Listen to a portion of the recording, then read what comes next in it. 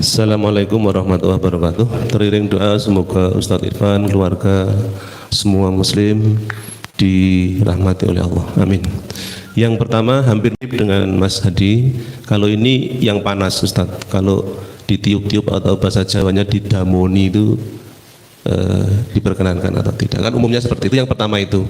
Yang kedua sifatnya konsultasi. Ini ada titipan. Ada hamba Allah yang diberi amanah tanah wakaf 3x4. Berarti kecil, diperuntukkan untuk musola.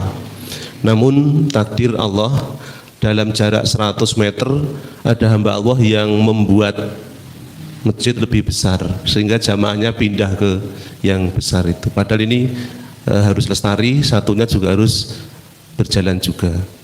Di situ hanya 14 kakak. Mohon konsultasi, ini sifatnya titipan. Mohon Ustadz untuk memberi pencerahan. Wassalamualaikum warahmatullahi wabarakatuh. Waalaikumsalam warahmatullahi wabarakatuh. Semoga Allah senantiasa menjaga ayahanda sekeluarga besar dan seluruh kaum muslimin dimanapun berada. Allah muliakan dunia akhirat. Yang pertama, Nabi SAW bersabda dalam hadis yang sahih, dan ini riwayatnya khusus, janganlah kalian semua meniup ketika kalian mendapati makanan atau minuman kalian dalam keadaan panas. Didamoni atau ditiup ketika kita ini makan nasi panas atau minumannya masih panas, tidak ditiup. Dan Nabi tidak memperkenankan untuk ditiup. Tidak. Tapi kalau dikipasi boleh. Ambil kipas atau ambil buku, kemudian nasinya dikipas-kipasi atau minumnya dikipas-kipasi atau diler. Seperti misalkan orang itu minum teh, kan ada cawan mangkok bawahnya. Namanya apa jemaah? Cawinya ya. Apa Ibu? Lepeknya gitu. Cawi atau lepeknya tadi itu bisa diler ke situ, dalam artian itu dituang ke situ, set, sehingga nanti cepat mendinginnya. Yang ini diperbolehkan. Jadi begitu yang model itu diperbolehkan. Tentang pertanyaan yang kedua, intinya tadi ya, ayahanda, ibunda, semua hadirin jamaah yang dirahmati Allah, ketika meniup yang panas tidak diperkenankan oleh baginda Nabi SAW, baik makanan maupun minuman. Barakallahu fikum, semoga terjawab. Allahu a'lam bishawab. Yang kedua, bicara tentang jika ada 3x4, satu untuk mushola, satunya lagi 100 meter dibangun masjid lebih besar. Di situ sedangkan ada 14 kakak. Itu bagaimana sebaiknya? Yang pertama dulu jamaah yang dirahmati Allah Subhanahu wa taala, semoga Allah senantiasa membalas kepada yang mewakafkan, muwakif di sini dengan surga Allah yang paling tinggi, surga Firdaus, karena Nabi SAW bersabda dalam hadis riwayat Imam Ahmad, man bana masjidan banallahu baitan fil jannah. Barang siapa yang membangun tempat sujud di dunia, Allah bangunkan istana di surga. Apapun namanya, yang penting digunakan untuk sujud, baik itu langgar, musola, surau maupun masjid. Intinya dia membangun tempat untuk sujud kepada Allah Subhanahu wa taala. Nah, dalam hal ini yang terjadi 3x4 ini diharapkan hidup makmur, namun demikian 100 meter di dekatnya ada masjid lagi. Terus ini bagaimana nih, sedangkan kakaknya hanya 14 kakak, masjidnya bisa menampung bahkan lebih dari 14 kakak. Sikap kita dulu jamaah yang dirahmati Allah Subhanahu wa taala. Tentu kita bermohon kepada Allah agar Allah mengizinkan kedua-duanya makmur. Karena Allah berfirman, "Wa may ya'muru masajidallah." Di antara tanda-tanda orang beriman adalah orang yang suka memakmurkan masjid-masjidnya Allah Subhanahu wa taala.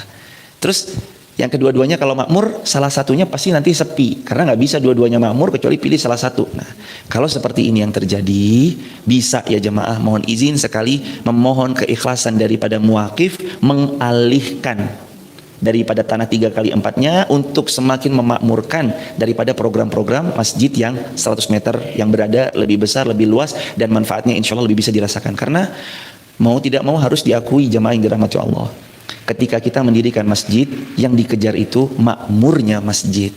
Sederhana memang, tapi kalau makmur indahnya luar biasa. Dan itu yang paling dikejar dalam setiap proyek pembangunan masjid, tentang kemakmurannya, tentang bagaimana masjid ini berpendar manfaatnya lebih banyak bagi umat.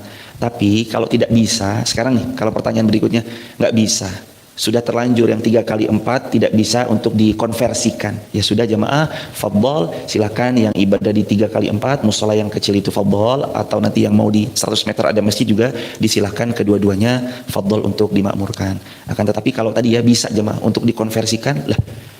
Nah ini terus kemudian dijual, ibaratnya tanahnya dijual, terus kemudian qadarullah ma syaa fa'al itu dipakai untuk masjid, masjid juga udah makmur, masjid juga udah berdiri, bangunannya kokoh. Lah buat bangun apa lagi sih jamaah yang dirahmati Allah? Tidak selalu tentang bangunan fisik itu jadi jariah. Bantu support program-program masjid itu juga jariah. Jadi jangan terlalu, mohon maaf, jangan terlalu sempit ya. Jangan terlalu sempit memandang, pokoknya ini harus jadi batako, harus jadi bata, harus jadi hebelnya, harus jadi pasirnya, semennya. Enggak. Loh kita itu mensupport program masjid lah, emang masjid nih nggak ada yang makmurin, jok gimana jemaah? Ada seorang kiai itu pergi ke Taiwan, beliau mengisi di Taiwan jemaah. Di Taiwan ada bangun masjid, orangnya kolot banget. Pokoknya ini nggak boleh untuk selain masjid, ini harus untuk masjid. Ya wes untuk masjid, jok imamnya yang di Taiwan itu pulang balik ke Indonesia, nggak ada yang ngimamin, nggak ada yang bantu memakmurkan, jok gimana? Nah kadang ini juga dibutuhkan jamaah. Luas selama dalam tanda kutip ya, luasnya itu tetap kemanfaatannya untuk kemakmuran masjid. Jadi bukan cuma bangunan fisiknya doang yang menjadi fokus tujuan, tapi kemakmuran di dalamnya. Siapa yang memakmurkan masjidnya, diperhatikan atau tidak mereka-mereka yang senantiasa menghidupkan masjidnya, itu juga harus jadi pokok penting yang diperhatikan oleh setiap kita. Barakallahu fikum, semoga terjawab. Allahu a'lam bishawab.